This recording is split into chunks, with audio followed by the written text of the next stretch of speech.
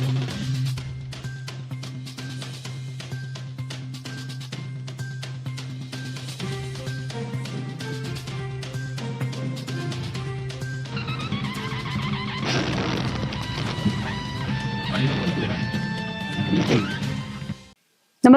आपण पाहता Hirkani news. Hirkani news प्रत्येक क्षण ताज्या घडामोडी आणि महत्त्वाच्या प्रत्येक बातमीसाठी नेहमी तत्पर. सर्वात मोठी बातमी, शरद पवार गट काँग्रेसमध्ये विलीन होणार, हालचालींना वेग.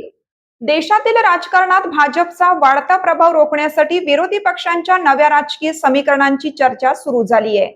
याच पार्श्वभूमीवर शरद पवार यांच्या नेतृत्वाखालील राष्ट्रवादी काँग्रेस शरदचंद्र पवार पक्षाचा काँग्रेसमध्ये विलीनीकरण करण्याच्या चर्चांना उधाण आलंय. या संदर्भात काँग्रेस आणि राष्ट्रवादी काँग्रेसच्या वरिष्ठ नेत्यांमध्ये विचारमंथन सुरू असल्याची माहिती समोर येतेय. या चर्चांना आणखीन बळ मिळाले ते काँग्रेस हायकमांडने महाराष्ट्र प्रदेशाध्यक्ष हर्षवर्धन सपकाळ यांना दिल्लीत बोलावल्यामुळे. त्यानंतर माजी प्रदेशाध्यक्ष नाना पटोले यांनाही दिल्लीला पाचारण करण्यात आल्याने राजकीय वर्तुळात विविध तर्कवितर्कांना उधाण आलं आहे. दिल्लीला रवाना होण्यापूर्वी प्रसार माध्यमांशी बोलताना नाना पटोले यांनी सूचक प्रतिक्रिया दिली आहे. राष्ट्रवादी काँग्रेसच्या विलिनीकरणाचा प्रस्ताव ऑलरेडी पवार साहेबांनी दिला होता, मात्र काही कारणास्तव त्यावर निर्णय घेण्यास उशीर झाला. आता देशातील राजकारणात जे काही चाललं आहे, देशाची संविधानिक व्यवस्था संपत चालली आहे.